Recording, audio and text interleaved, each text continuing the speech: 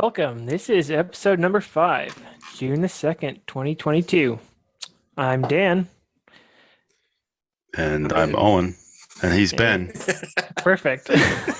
What's There are three of us here. Look at that. What's the name of our podcast, Dan? Oh, this is the Changing Normal podcast. Apparently we're out doing the old normal and rejecting the new normal. So far, I haven't outdone our intro, but we'll get there. I'll have you know I'm here by accident. I meant to hit the decline invitation button and I missed.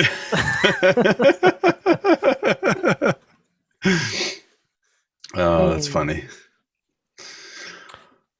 Yeah, Jumping so what did we do this week? Yeah. Owen, you're up. Well, this week was gardens, chickens, and pigs. Mostly chickens and pigs tonight, and I guess gardens the rest of the week. So lots of stuff. This is the time of year on the homestead when sort of everything happens. You have that lull right while there's, you're waiting for the weather to warm. You're waiting for these things, and all of a sudden it's everything happened all at once, and try to get it all done before it's too late. So yeah, that was mostly what it was. I had chicken cages to repair and pig waterers to fix, and we're not in a panic about the garden yet because we're probably going to get frost still in middle of June. So we're not panicking too much about it, but trying to get some stuff in. Everything's in the greenhouse already.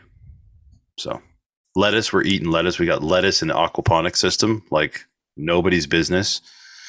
Oh, nice.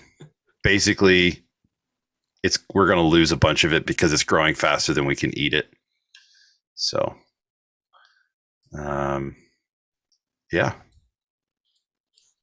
that's it for me. Time to supply the neighbors. Neighbors can get their own lettuce. But forage for their own. That's right. Dandelions for you. It is a crazy time of year. Yeah, you're probably quite busy, Dan? Oh, yeah. Tons of stuff going on. I was looking at the grass when I was walking through my bushes today, and I was like, I don't know when I'm going to get back to mowing around these things. Love getting the rain, but there's certain areas of grass I'd like them to just stay like lawn height on their own. Oh, I know. Like the poor chickens, we put them in the cage tonight, and it's just like they're in like the Amazon jungle. To the jungle. We got the funny games. Yeah. Oh. So I'm going to end up having to bush hog ahead of the cages, which of course isn't as good because then you don't have that nice fresh grass for them. And Dan is now frozen. Oh, no, he's back. Yeah, my internet's messed up. Dan will be periodically joining us and leaving and then joining us again tonight. I'm here intermittently. That's right. This is our intermittent host, Dan. Yeah, so continue on. Sorry, I hijacked I was also your putting segment. Out chickens this week, and that was an adventure because that was Saturday, and we were getting rain, which was supposed to stop, and then sort of stopped and then came back. So we ended up getting some of the chickens rained on and had to tuck them in the greenhouse for a while to dry them back out. Anyway, so from that, I did get some good thoughts on preparedness because it was not like I didn't have a tarp. I just didn't have it when I needed it, where I needed it. Yeah. Well, that's pretty important too. Chickens don't like getting wet. That's what I found. Yeah, they can be pretty finicky right off the get-go, especially if they get wet. Well, before they have all their the feathers, of course, are bad anyway for getting wet. But if they're right at that, 2-3 week stage, they're pretty susceptible because that down really soaks up the. Yeah, they don't really have a good feather. So grabbing the tools you need, depending on the situation. Anyway, so that was a lack of situational awareness on my part and not grabbing the right tool in case. But anyway, adapt and overcome. It hopefully didn't lose any. No, I think we were fine there. So, No, right on. yep. Fortunate for warm spot to put them temporarily. Yeah. So then I was out, which is tonight, and I'm super excited for the Haskaps. Looks like a really heavy crop coming on. So as long as we don't get too much predation on those, and that'll be another, let's see, 3 weeks, 4 weeks. Yeah, they're pretty early, aren't they? Yeah, they're just a tiny bit ahead of the strawberries. So yeah, cool. Anyway. Yeah, that part's pretty interesting. How everything's just kind of staged. You get Haskaps now, strawberries, and then etc. onto the other fruits and berries. Mm-hmm. Dan's looking rather contemplative. He must be frozen again. Don's froze. Dan might have to turn off his video. Are you Bye, saying Dan. you don't want to look at me? I'm saying I feel like I'm getting pushed out here. well, I just don't want to vomit into my beer here.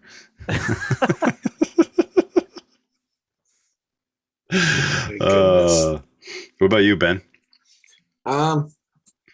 Actually, first I should point out that you joined the Hat Club. I like it, especially considering it's Shake Pay. Shake Pay hat. Yeah, well, we should talk about them. When are we going to talk about that tonight?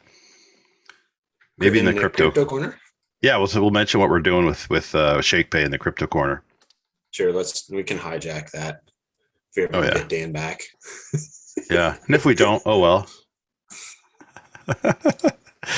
I love the smile he has on right now. That's great. That's people listen to the audio, of course, won't get it, but he has a hilarious grin on his frozen image here. At least he's being cheerful about it. That's right. That's right. All right. My week was the realization of how important and essential being physically fit is in life, not just for your everyday tasks that you want, but like your mental and emotional state. If you're not, and I've kind of been going on a little bit of a journey to get back to a state of physical preparedness and fitness that I have kind of let slip away due to lack of awareness or preparedness, like Dan was mentioning. But anyway, just kind of well, you've got kind of a reason coming up, right? Like you've got something coming up here that's pretty important for that. Why don't you talk a little bit about that if you want? Yeah, I mean, yeah, sure I can. The reason is the Steel Timber Sports Eastern qualifiers coming up on June 18th. So I'm it's kind of like a sprint sort of sport. The longest event that we do is right around a minute and a half, depending. Wow. So everything generally is right around 30 seconds. Unless you're me, and then it would be like 2 or 3 minutes. Unless you were like me and did it for your, pretty much your whole life. Right. You'd be used to it. But, it's been preparing for that, but also, I was kind of cognizant of it the last few months, just with my wife and I having our first kid, wanting to be fit to be able to keep up with him but I've been in places before where I haven't looked after fitness and everything else has suffered because of it. Whether that was just a poor diet or not actually exercising or doing what it takes to stay mentally and physically fit. So yeah, I've been looking into some, kind of changing how I eat, making sure I'm on the proper human diet and getting my body on the right track again, and trying to do it in a way that isn't like a fad diet, because that just drives me nuts, honestly. Like just say, I'm on a diet. And it's funny. I thought about this the other day. What's the word? Like we use the word diet in a couple different ways, but if you say, what is the diet of this animal? Yeah, exactly. It's just what you eat. It's just what you eat. It's just what they eat. Yeah. Diet shouldn't mean I'm trying to lose a bunch of weight, and so I'm going to starve myself and only eat broccoli or salad. That's a terrible diet. It is. I mean, it really is. But that's the thing. I think we've missed the true meaning of that word, and a diet should be what you eat, and what you eat should be geared for the best health, that you can have. And obviously, I don't know where you stand on things as far as what people should be eating, but I'm definitely moving more and more towards a paleo carnivore diet as far as what I think is probably best. Yeah, I was listening to Jack Spirko and Ken Berry kind of talk about it. Ken Berry's a medical doctor, who's kind of silenced over his opinions because they're very counter to what his professional opinions, like what he's actually seen in his medical practice, and they're very counter to what the food guides and the standard diets of America, and a lot of it is just, it's very simple. Eat a lot of meat, get protein, healthy fats, minimize your carbs. There's a lot, and he and Jack kind of went into a lot of different historical reasons, looking at ancient humans. And anyway, basically what Ken said is this is essentially what is proper, using air quotes there, for humans, what our bodies naturally are kind of going for and looking for. So yeah, that's kind of what I've been on last week, just trying to dial things in, make sure my body's getting what it needs, but also in a way that benefits and plays out in other ways into my physical performance, mental resilience, physical resilience. Yeah, it's definitely something I need to get back to as well. I mean, I never was a big workout guy just for working out, because I'm not very vain. So I never really cared what I looked like, but back when I was doing a lot of fighting, I would train for events, train for tournaments, things like that, because I had the drive and motivation. But I'm pretty lazy by nature, so I have a really hard time getting, doing it just because it's good to do. And I know it's good to do, but I just find I have to have some sort of real good incentive, and doing it because it's healthy isn't really enough of an incentive for me because I'm lazy. Oh, that's terrible. As I take another sip of my beer. So I do have water here. Back. I mean, I see him there on the screen, at least his guitar. Yeah, he's on the screen, but he hasn't sang much, so I'm not sure. Not sure. I guess we'll continue on without him. So let's move on to the crazy crypto corner, because why not? And I think we're going to talk today a little bit about wallets, right? Transactions and wallets. Yeah. This is kind of picking up from last week, where we left off. We didn't really get this far. Right, because we were talking about blockchain, just kind of how it functioned and how it's like a ledger of accounts, etc. Yeah, that's right. So what does it mean to own Bitcoin? Like, I'm just looking around here. I don't have any Bitcoin here. I wish I did. Those the circle with the dollar sign as a I could 3D print you a few and paint them gold or something like that. Oh, that'd be cool. Paint them orange. They should be orange. I should 3D print some and paint them orange for the presentation. That'd be funny. Give everybody a Bitcoin. We're giving out a Bitcoin at the presentation. That would be great. That would be great.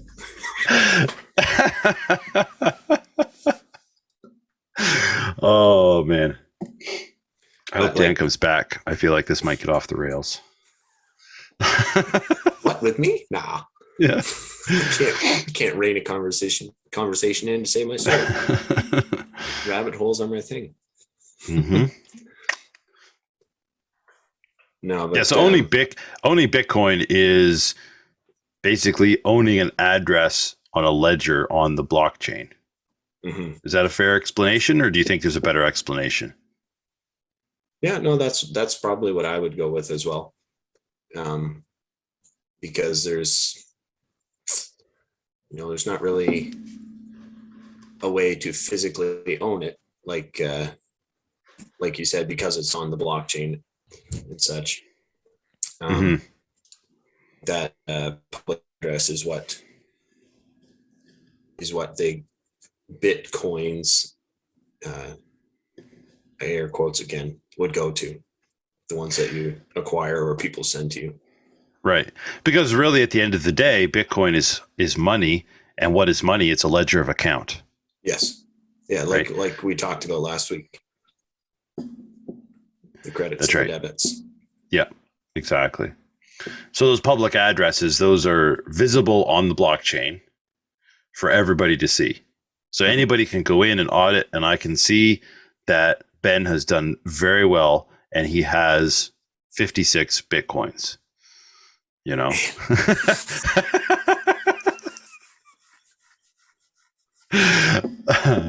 And me, I have squandered my wealth and I have 0.2 Bitcoins. But that's what you can go on there and you basically can see. Now, it doesn't necessarily mean that I can see, because it is pseudo-anonymous. Right. It doesn't have, Ben has this many Bitcoins. It's just an address. Yeah. And it would take a fair bit of piecemealing work to get to actually get it traced back, because that address eventually has a trail to the exchange that it was acquired from. Those Bitcoin or Satoshis were acquired from. Yeah, I mean, that's what KYC sort of did. Having those sorts of laws imposed upon exchanges made it so that anything you buy, exchange with fiat, is going to be traceable. I mean, there's a lot of coins out there, probably the initial ones, the initial minings and things like that are probably still pretty anonymous in a sense. Like privacy coins, or just the... No, I just mean so the first Bitcoin that were mined by individuals, in the early days, they weren't bought through an exchange. Right. If people were smart, yes, and they mined them and they just put them in a wallet, those would be completely anonymous. Mm-hmm. Yeah, because there's no real world identity attached to them. Right. Yeah. Well, especially if it's Satoshi, because no one knows who. Right. Yeah, that's right. We don't even know who he is. So, yeah. So now the private keys. So in regards to transactions and wallets, how do the private keys work? Because we got the public addresses, or the public key that everybody can see. Yeah. So that's where said Bitcoin or Satoshis are tied on the blockchain. And then private keys is what you use to sign a transaction. Right. Private key. Yeah, see, I get this one mixed up a lot just because there's so many different names for or ways to talk about said private keys. Yeah. Right? Because it's like seed phrase and mnemonic phrase and things like that. That's right. Essentially, I kind of view it as like two pieces of a puzzle, and you have to have both of the pieces of the puzzle to unlock access. Yes. Yeah, I guess that's kind of how I look at it. Yeah, trying to get to we lost Dan. Dang it. But because when I'm thinking about it, I'm more thinking about how the private keys are what like with a 12-word seed phrase, you're looking at 12 words that are assigned to the ones and zeros. That is your private, like the pattern of ones and zeros that is your private key. But yeah, the puzzle piece analogy works. A whole lot better. A lot less Hey, confusing. I have a simple brain, so I got to think in simple terms. Hey, my brain just runs in circles like the hamster wheel, and I can never get off. Yeah. So how do we get those private keys? Generally, the wallet just generates them for you. Yeah. Just randomly, and then but it then encrypts them. Well, so it then encrypts them on your device, or if if you're using a software wallet, so like an app, and then if you're using a hardware wallet or a cold storage wallet,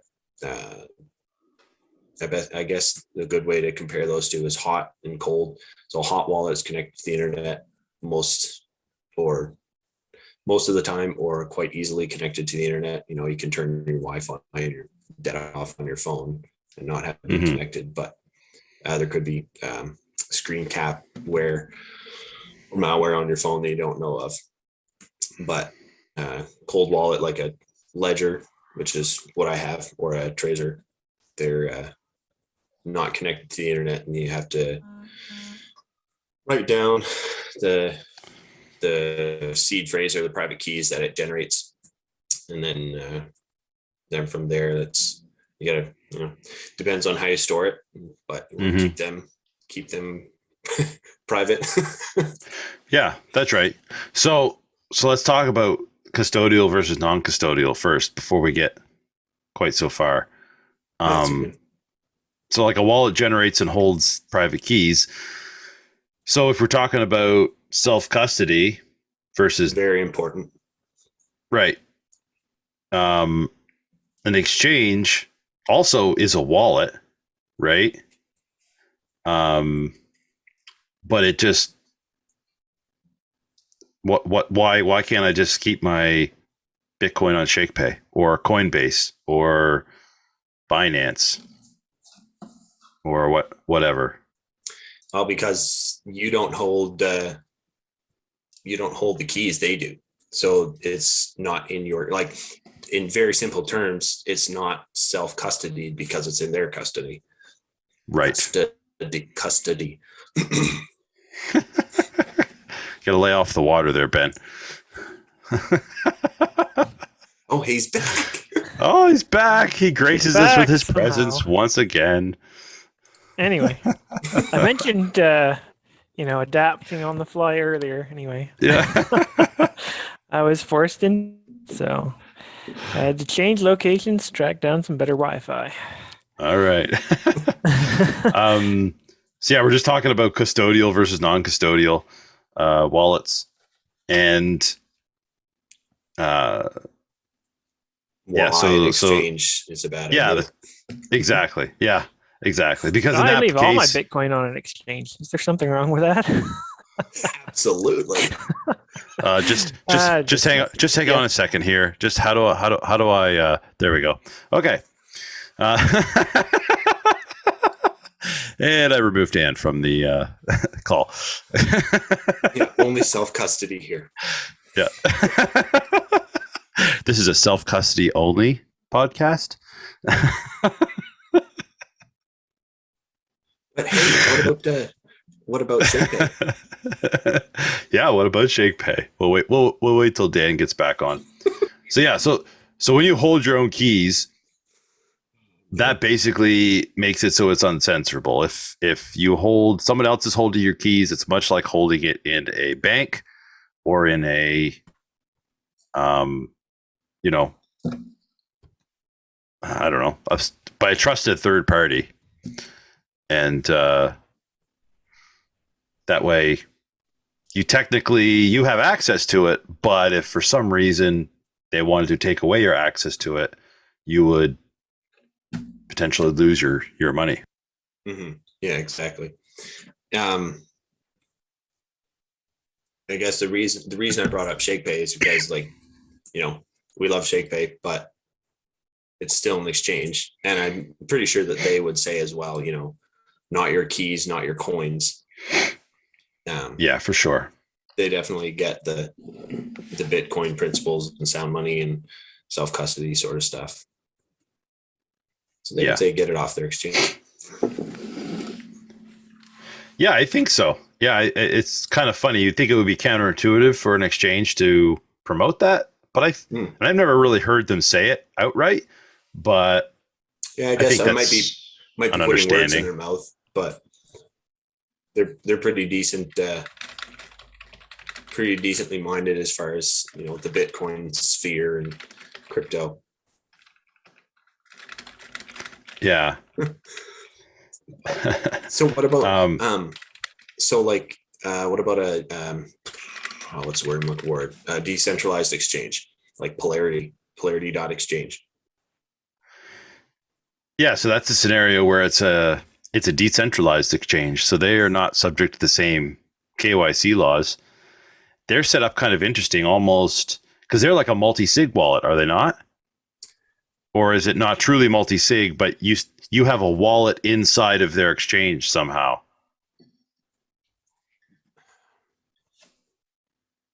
The sign-up process for Polarity was mind-bogglingly long for me, but that was just because I was just getting into it. I was pretty brand new to the Bitcoin universe and the crypto sphere.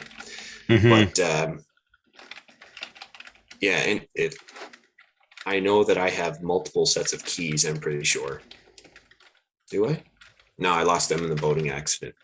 But I'm pretty sure that Polarity is like a non-custodial DEX, like a decentralized exchange. I think. Yeah. We having technical difficulties with Dan? Yeah, he can't get back on. Oops. Oops. I didn't ban him, I promise, people.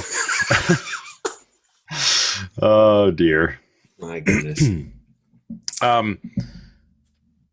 Yeah, so the multi-sig thing is really interesting to me because I think when you get into multi-sig wallets, so a multi-sig wallet, just for people who don't know, basically it allows you to sort of share custody of Bitcoin, let's say, for example, but neither party has full control. And so in a sense, you can enter into a relationship with another party.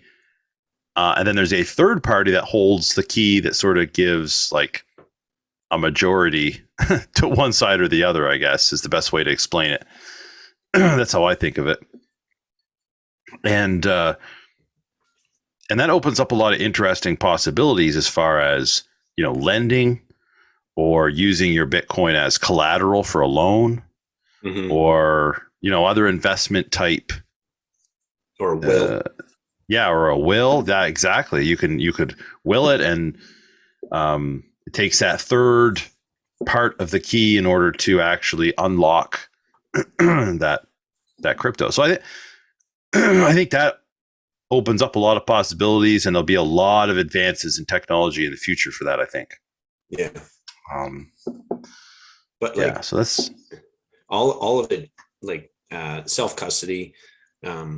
This whole side of Bitcoin really shines a light on individual sovereignty and responsibility. Yes. Like when, you know, again, that's a big reason why I'm a fan of Bitcoin and what it, I mean, there's a lot of reasons I'm a fan of Bitcoin, but, but it just, you know, giving an individual like giving them some responsibility back, some freedom back. Yeah.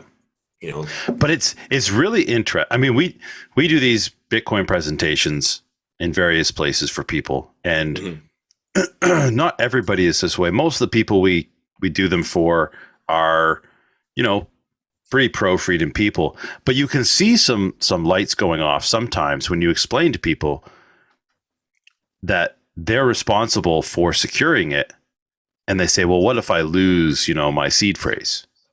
You go, well, then I guess you've lost your crypto. Yeah. You know, and they go, oh, and their first reaction is, well, that doesn't sound safe. I don't want to do that. I don't like that. I don't like the sound of that. Yeah, that's right. Oh, that doesn't, because if my bank account, gets hacked or my credit card gets hacked, I can call the bank and they'll freeze it, transactions, and I can get a new card. But we've come so far from true individual responsibility about things that I think we've really lost the money side of things, because our money has always been held by a trusted third party. Yeah. By and large. Yeah. So when presented with that, what should be, I believe it's a God-given right, that individual sovereignty and responsibility and the freedom, when presented with that, because like you said, we've been conditioned for so long to accept this third party that we can kind of fall back on. Exactly. It's it's foreign, but it shouldn't be. So it's just, he's back. Oh, he's back again. How long are you going to stay this time, Dan? Yeah, hopefully a while. I'm a little bit concerned about what you guys are doing with it. Well, there we go. We've guaranteed. Like, what did you break while I was gone? We've guaranteed at least one listen tomorrow. Yeah, that's right. And then we'll get some listener feedback from anonymous 3920 on YouTube. saying that's not how wallets work. Yeah, exactly. I'll be busy on my troll accounts tomorrow. Oh, that's funny. Well, I think we've pretty well wrapped up this first part of the show. So I think we should move on to the main topic. And now for something completely different. Yeah, tonight we're going to take a crack at hunting, fishing, foraging, trapping, all that stuff. What's it good for? Is it preparedness? Could you survive doing those things in a disaster situation? Like, could you even feed yourself? Or is it just a hobby? I love animals. Why would I want to hurt animals? Dude, I'm a second-hand vegetarian.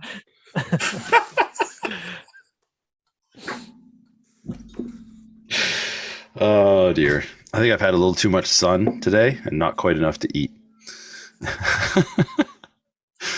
Yes, yeah, for hunting, sun on that. hunting, fishing.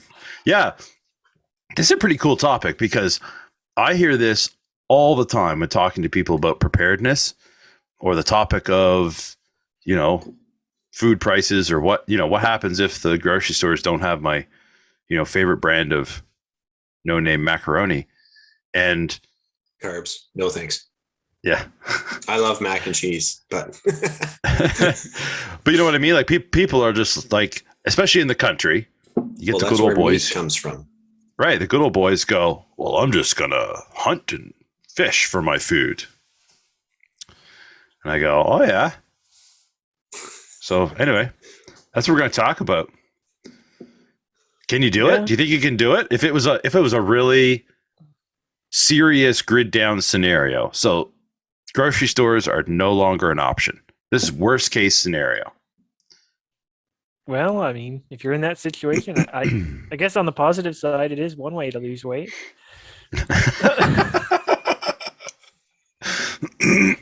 You're definitely not going to get the calories you're used to. I'll say that much. No, and you're not going to get the fat content. Like most wild game is pretty lean. Wild game is lean. Yep. Yeah. You're going to have to change your palate preference quite drastically. Mm-hmm. There's a few things that I was kind of thinking about with this topic. The first thing that pops up, like if this is a pretty grid down, like you said, Owen, grid down scenario, the first one that kind of comes to mind is time, right? We've got such an urban sprawl generally in, this kind of in Canada, I guess Atlantic Canada kind of, that at least I'm thinking of more in terms of hunting, right? Like wildlife generally isn't in the woods as much anymore. So, it's going to take a lot of time. And depending on what means you have available to you, that time could be greatly exaggerated, or because like for me, it's bow hunting. Bow hunting is the main way that I prefer to hunt. I feel it's a little more ethical, a little bit more fair chase, but in a survival food procurement scenario, it's not exactly ideal, because generally, like with the forests in Atlantic Canada, the Acadian forests, you're not still hunting. You're not walking on the ground through the woods with a bow. You've got to spend time sitting in a stand, either on a game trail or some bait or something like that that's kind of luring the animals in. So the time goes up.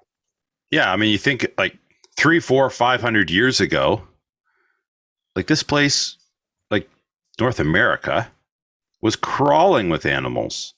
I mean, the population density was so low, the animals really, they were everywhere. And so you said, hey, we need some meat. And you go out in the afternoon and you shoot a deer, or a moose or bear or whatever. Or and you bring it buffalo. home. Yeah. Yeah, that's they were right. widespread across the continent when it was a savanna ecosystem.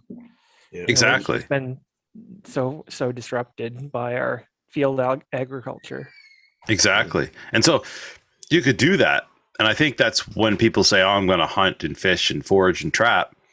That's what they have in their mind as an image, but it's not like that anymore. I mean, I hunted for years and I shot one deer. I shot 3 bears, and that was over the course of 5-6 years. Now, granted, I wasn't hunting all the time year round. I was hunting in season and stuff like that. But it just takes. You're right. It takes a lot of time now because the game is more scarce. Yeah. Well, and that was the second facet that I was thinking of when thinking about kind of this hunting and fishing. Like, so that the availability, that was the second part. Right. Like if it's deer, okay, venison, like you guys said earlier, there's not the caloric count is pretty low. It's very lean, so your fat content's not there. Then you start looking. I mean, bears have a lot of fat too, but so with the time needed to successfully procure food through hunting, my mind turns to fishing. I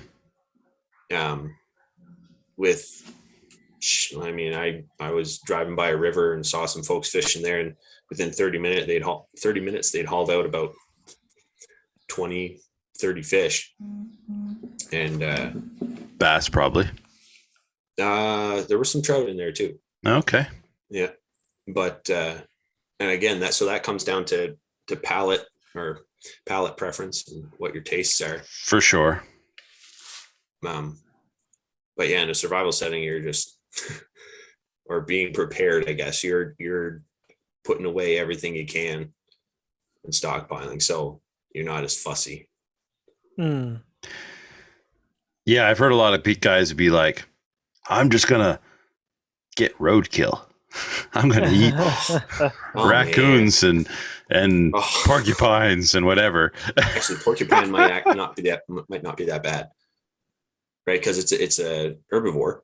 It does it, and they're slow moving. They're not stressed. So I don't know. They're relatively gregarious, but gregarious meaning they kind of den up with some more of the same species. Thanks for explaining that for all of us plebs. Well, raccoons are the same way. Yes. That's why disease spreads so rampantly with raccoons. They're in close proximity to others and close proximity to each other. But as far like for the roadkill, it depends on the species and where it gets hit or killed. Because let's take a deer for example. So a deer, similar to cows, they have a 4-chambered stomach. They're essentially slaves to their stomach. They're feeding. I mean, like me. Yeah, I was going to say like me. But humans use enzymes and stomach acid to break down food, whereas deer rely on deer and other herbivores like cows or elk or moose rely on bacteria in their stomach to break down the food that they eat. Like they technically need to eat pretty much all day, sometimes all night, depending on the quality of the food they're getting. So if a deer is struck by a car and it ruptures any part of the digestive tract, that bacteria gets spread into the bloodstream, which then gets, generally the heart's still pumping a little bit afterwards. So it gets spread throughout the meat. And for me, if it's a survival situation, I'll take a risk on it. But otherwise I'm not playing venison roulette with that one. Yeah. Interesting. Yeah, I think a big part of this is recognizing that you need to dial in on efficient ways to do things. You can't be chasing after. You're just not going to have enough energy to chase down one deer a week full time. That's why more people started. That's why people started farming. Yeah, because it was more efficient to grow crops. You don't have to chase down your crops. They're not going to move around on you. I'm just suddenly picture a pumpkin running through the woods and somebody chasing it with a bow and arrow.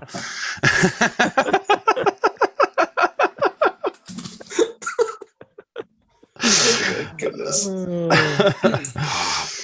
Smashing pumpkins. Yeah. It's probably trademarked, isn't it? Probably. Now we're going to get thanks, Ben. We're going to get demonetized now. I won't be able to put this on YouTube. So I would say actually trapping as perhaps being the most viable way of getting food in that situation, because it's a way of not having to spend your time as much looking for the animal and attempting to secure it.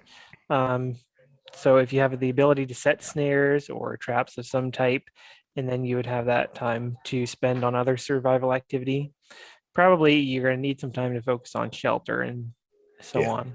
Yeah. Exactly. Yeah. And then your hunting becomes more of a opportunity based thing. It's like, I see that deer, I'm going to drop it now, instead of, and obviously we're talking about very grid down scenarios where seasons and licenses and all of that is out the window. We're not promoting or encouraging people to walk out and shoot deer in their backyard any time of the year. So. Check with your local DNR office and see when the season is and how to get a license. But like Dan said, efficiency not only in the time spent, but what other resources you may need in other scenarios, like self-defense or whatever. I'm just like thinking ammo. I mean, even resources as far as like your mindset, like your strength and energy, especially if you're running on a low calorie diet in a relatively caloric intense, like a calorie out scenario like that, where you're not sleeping great at night because your shelter's not as great as you'd like it to be. But yeah, that's definitely where I think efficiency comes in, not just in time spent, but also in resources utilized. Yeah.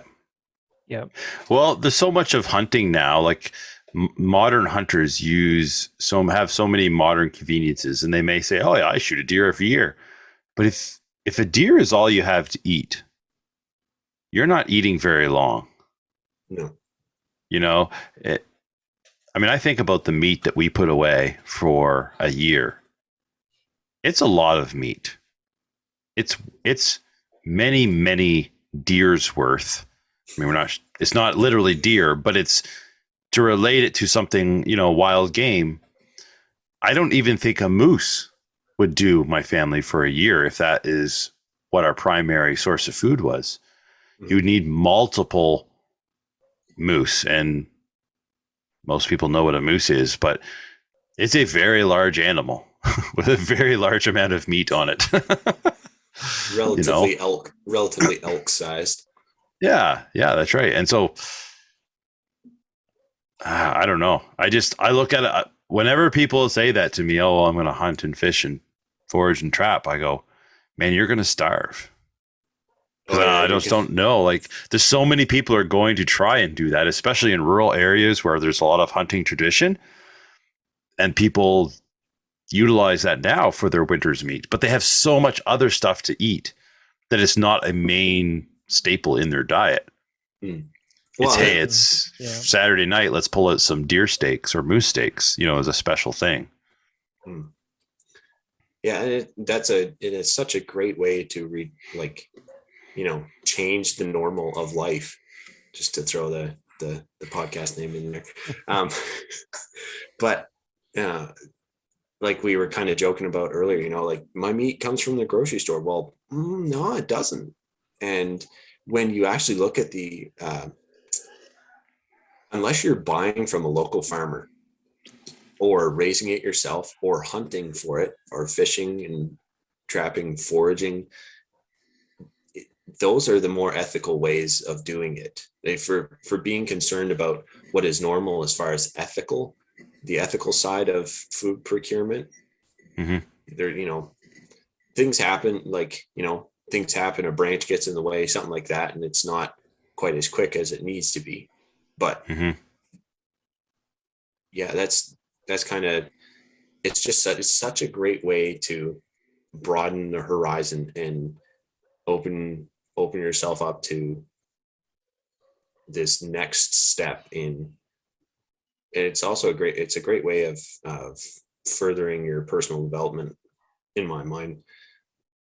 Just sitting on the deer stand and you're just freezing, waiting for it to step out, and then it does, and it's like a 30-second adrenaline rush trying to get the bow drawn or the gun on the rest or whatever. But I've shot deer both gun and bow and arrow. So, and then it's 2 hours to come down from that adrenaline rush. Yeah. Yeah. Well, I think it's great because it's not the only way to learn where your food comes from, but there's certainly, in my experience, there is a certain respect given when you take an animal's life, be it, an animal you raised or something you shoot in the wild. But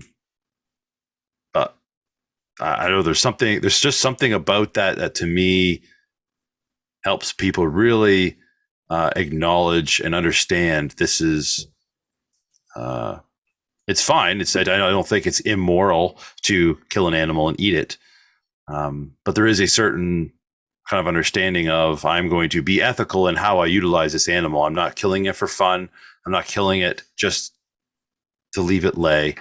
I'm going to kill it, and I'm going to consume as much of it as possible and utilize as much of it as possible, because that's ethical, because this animal died that I can eat, and that's okay. That's good, but that's its purpose really in life. But I don't know, maybe you guys can explain it better, but to me, there's a little something about that. That's different. It's a sanctity of life. Like, it's a living, living, breathing creature. That's right. There's a comedy sketch that I always think of whenever I talk about the ethics of hunting. And it's, it's basically the guy who's talking about like how animals in the Serengeti, they're not having this conversation that we're having right now. Right. They're not talking like, oh, well, it would be so much more ethical if we actually like just led them into the water and then killed them. But But yeah, it's the sanctity of life, and that often gets used as a club against hunters. It's a living, breathing thing. Well, yeah, but the respect that I have for the animal, the ethical means that I use to kill it, and the respect that I show it. Humans are the apex predator on this planet, so. That's right. But Dan, yeah, really, I didn't think we were going here with this conversation, but this is good. This is really good. Well, no, I was actually going to bring up something. I guess I said it as well, but Dan mentioned foraging, and that mushrooms. Do either of you guys know much about mushroom foraging? Yeah, that you pretty much don't want to eat it unless you go with someone who's successfully eaten it and survived. Okay, so it really is. So okay, well, I guess I know who I'm going to ask to try the mushrooms when we go in the woods next time. Ben, try this. It is a skill I'm working on picking up. I have a few books, and I definitely want to see if we have any of the common, easily identifiable ones in this area. Because that's the main thing. Any good guide will explain which ones are not likely to be confused with a dangerous type. That's right. So it'll clearly flag, okay, there's no way you could mix this up. Relatively dummy proof, we hope, but the only ones I really know are the shaggy mane mushrooms. Okay. Those ones I know really well. And they're pretty common around here at work. They're everywhere certain times of the year. I literally went and picked, like the grocery bags, like the vinyl ones or whatever. I picked one of those full one day after work. And we brought them home, and they don't last very long. But people were looking at me so strange. I was up in the soccer field picking them. I was in people's yards picking them. I was picking them everywhere, and brought them right home, threw them in the dehydrator. And they're quite a small, like a thin mushroom. We had a couple gallon jars full of dehydrated mushrooms. I think we're still using them, probably throwing them in soups and chilies and whatever. So that's the only thing I've really successfully foraged is on the mushroom side of things. But yeah, that kind of highlights the difference between starvation and finding enough to get by is the knowledge side of things. It's like if you neglect that, you're toast. Oh, exactly. Yeah, people think they're just gonna walk into the woods, and somehow live off the land, but that's incredibly difficult. We think about the people in the past who did it here. They didn't eat raspberries year round. They picked a few raspberries when it was in season. They ate it fresh. That it's a totally different lifestyle and a totally different diet, and it definitely takes some getting used to, I think. For sure. I think the skill building, I think you're bang on, Dan, with that. Like, everything we've talked about tonight takes skills and skill sets that you just don't pick up. Like, you just don't do it naturally, I don't think. They're all things you have to learn. There's knowledge there. There's mistakes that need to be made. Things that have to be learned the hard way. Hopefully it's not the mushrooms you're learning the hard way. Go for quite a ride on that one. Yeah. Yeah. Bring out your dead! So yeah, but the skill sets and everything. I'm a big skill guy, so I've always been that sort of thing. Whenever something takes a skill set to learn that I'm interested in, I want to learn that at least to, if I'm not going to be an expert, I want to learn it to some sort of level of proficiency. Yeah, I almost said mediocrity, but maybe that's not the right word. But I want to get good enough that I'm not terrible at it, but I don't have to be the best. I just have to be good enough that I'm average. Just it's a skill that now I have and can pull it out when I need it. Yeah, a lot of times those lessons and skills are learned by things not going right. You know, I keep going back to deer hunting, but that's what I've hunted for the most.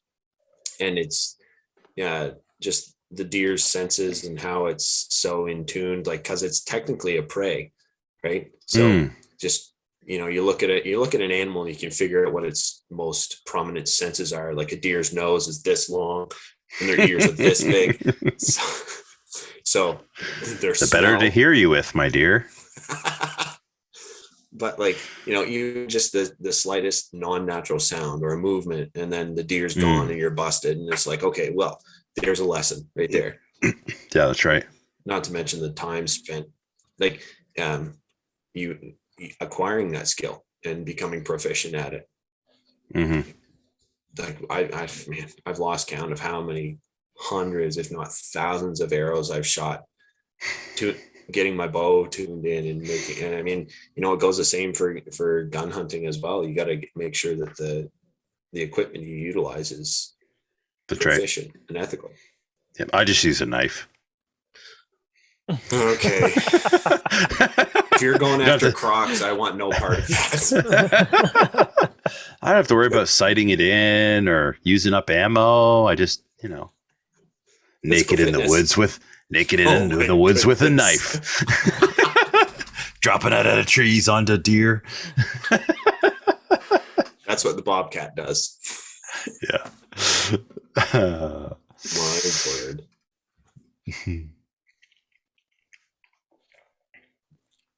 I think just last thought maybe on foraging, because we talked a little bit mushrooms, but there's a ton of stuff in almost every environment.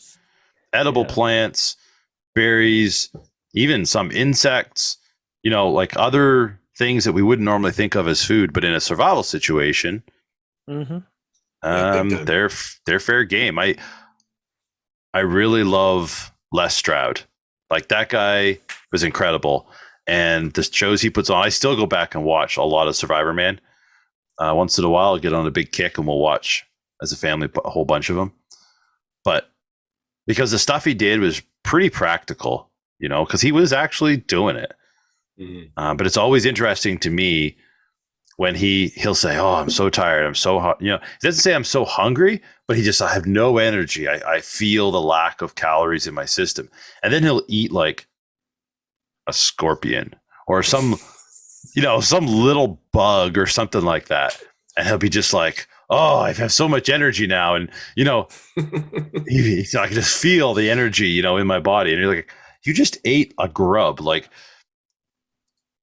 it's not a steak dinner, but when you're so close to that, in that survival situation and your body's so depleted, the small little things really can make a big difference. Yeah. So 100%. But like you say, it all takes knowledge. Yeah. All right. I think that wraps that up pretty nicely, guys. All right. Cool. So on to some news stories. Let's start this off. We kind of missed it in the crypto section. But we should start off with featuring. Oh, yeah, that. The blurry picture. No. The blue red panda. The blue red panda, because that makes perfect sense. Anyway. Yeah, that's a win. That's kind of cool. Absolutely. So we're doing another Bitcoin presentation next week to a group, and we've actually got a sponsorship by ShakePay, which is an exchange in Canada where you can buy Bitcoin or Ethereum. And we kind of, you only want what's that? You only want the Bitcoin, but I was going to be fair and be like, hey, you can buy both. Hey, okay, no, we better not get on that topic. We'll talk about that next week. We'll talk about the upsides of Ethereum next week. How's that sound? But anyway, we just wanted to kind of mention and promote we're not advertising as a private event kind of that we're doing for a group of people, but ShakePay is pretty awesome. Like, they reached out to us and was like, hey, you guys are doing these events, you know, is there any way we can help?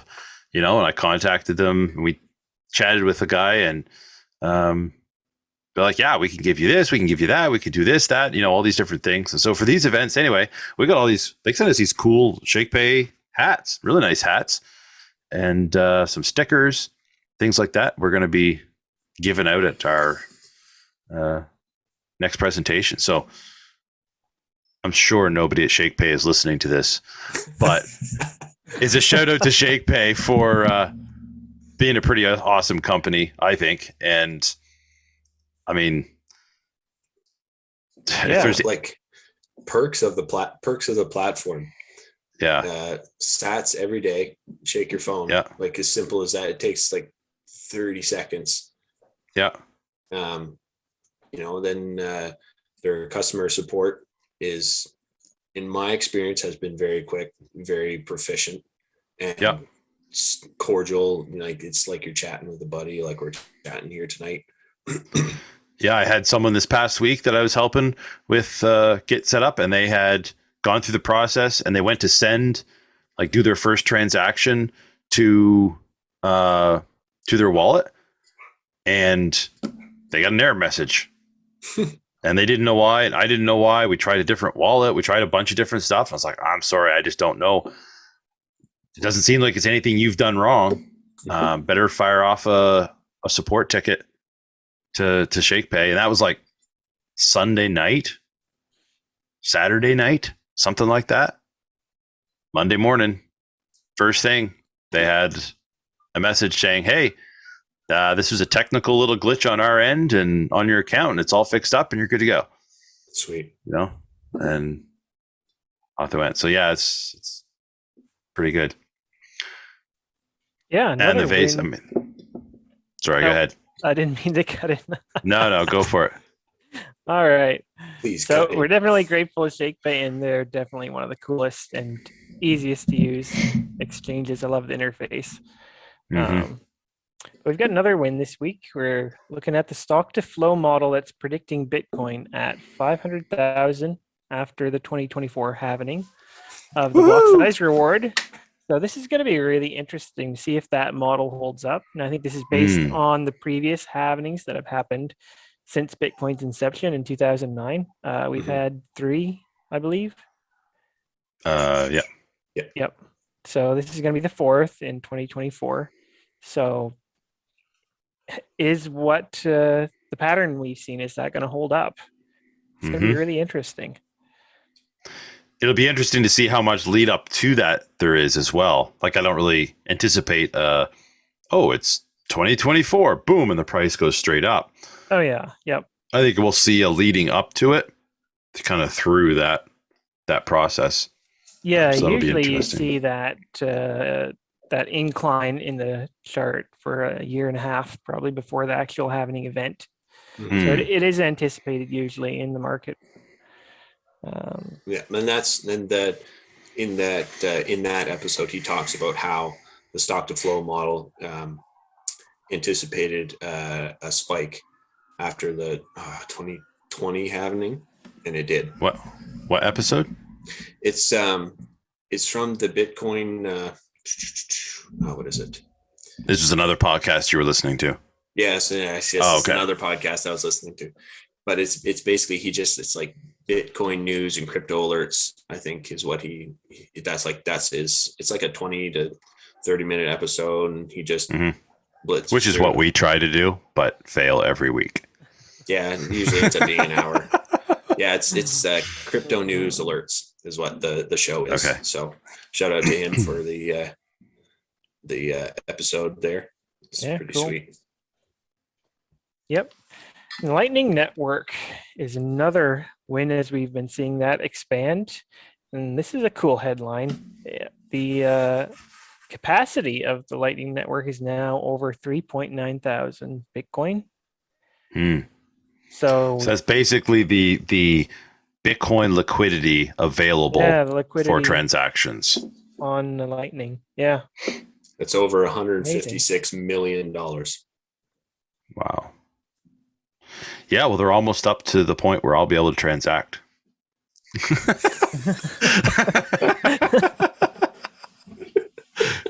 Yeah, no, that's pretty good. I think that shows that Lightning is legit in the fact that it's continued to grow and continued to gain popularity. I don't know how it couldn't. I mean, it solves so many problems that, yeah, it has solved so many problems that criticisms people had of Bitcoin. Lightning solves so many of them. Yeah, without detracting from the principles of Bitcoin, the security, and the distributed network parts. Exactly. So definitely cool to see. So we do have a lose this week. That stings a little bit. There's a bill being introduced in the Canadian Parliament that's going to basically freeze importation and sales of handguns.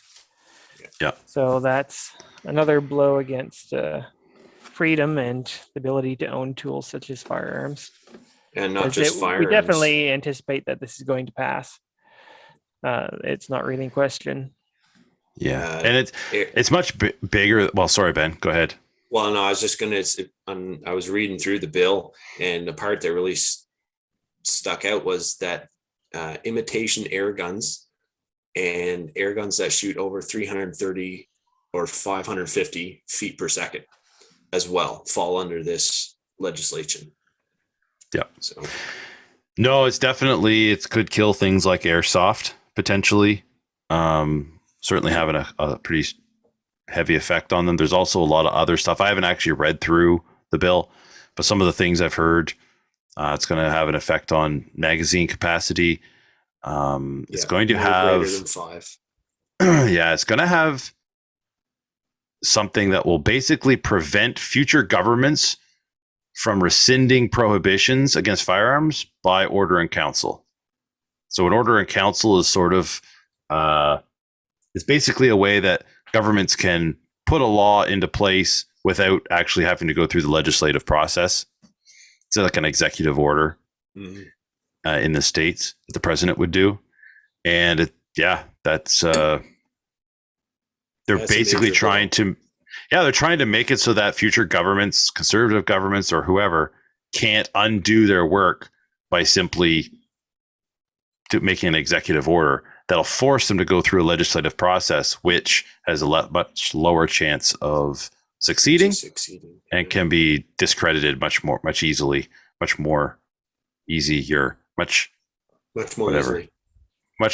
Thank you, Ben. Words are hard. Words are hard. I feel for you. Yeah.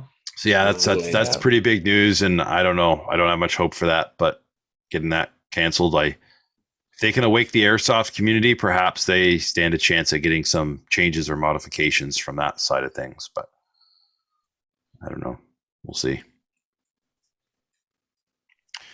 Yeah.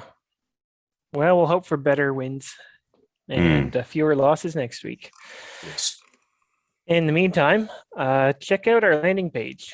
It's blueberry.com/changingnormal. And you can link to our podcasts, link over to our full website, our WordPress platform, and shoot us an email if you'd like to send us feedback or ask a question. changingnormal@protonmail.com. Like, subscribe, and follow on platforms. We're on YouTube. I think we're getting set up on Odysee. You can check us out on Twitter @changing_normal. You can do lightning tips now to Changing Normal at fountain.fm. I think Ben got us set up on that, which is pretty cool. Value for value podcasting platform. Love it. So we're going to thank some of our extensive staff. Our breathalyzer administrator is Eureka Garlic. Ice rink manager Sam Boney. Chief cook and bottle washer is Chef Boyer. You busy? Our emissions tester is Justin Hale. Coordinator of our 12-step recovery program, which we've all been through at least 3 times, is Cody Pendant. Director of Pollution Control, Mari Missions, and lastly, our helpline coordinator, Don Bother Me.